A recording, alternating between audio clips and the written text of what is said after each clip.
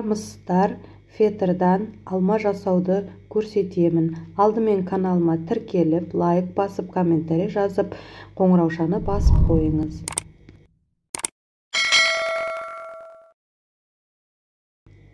Алдымен фетрдан сопақша, жапырақша тәрізді қылып қиып аламыз. Мен бесеуін қиып алып, соны бір-біріне беттестіріп тігіп аламыз. Осы видеодағыдай қарап отырып тігеміз. Сосын жапырақ жасап, жапырағын үстіне қондырып тігеміз.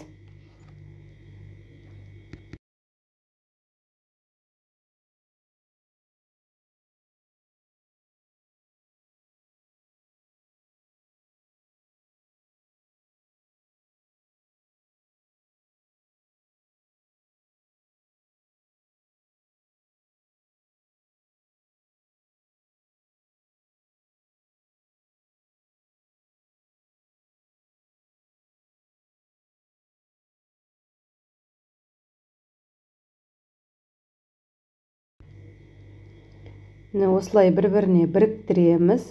Видеодағыдай қарап отырсаңыздар болады. Осылай бір-біріне беттестіріп, айналдырып тігіп шығамыз.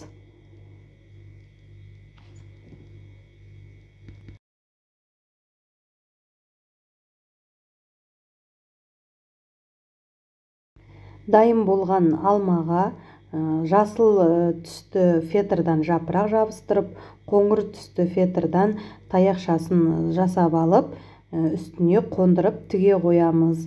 Осындай видеоларды көргілеріңіз келсе, каналыма жазылып, лайк басып, комментарий жазып кетіңіздер. Назарларыңызға рахмет.